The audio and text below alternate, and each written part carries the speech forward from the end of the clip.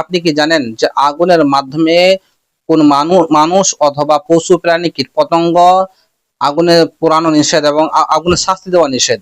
রাসূল সাল্লাল্লাহু আলাইহি ওয়াসাল্লাম নিষেধ করেছেন। চলুন সহিহ বুখারী হাদিস নম্বর 3016 নম্বর হাদিস, আবু হুরায়রা তিনি বলেন রাসূল সাল্লাল্লাহু আলাইহি ওয়াসাল্লাম আমাদেরকে এক জায়গায় আদেশ করলেন, যেতে আদেশ করলেন এবং বললেন যে অমুক অমুক ব্যক্তিদেরকে পেলে তোমরা কি করবে, আগুনে পুড়িয়ে ফেলবে, আগুনে পুড়িয়ে তাদেরকে মারবে।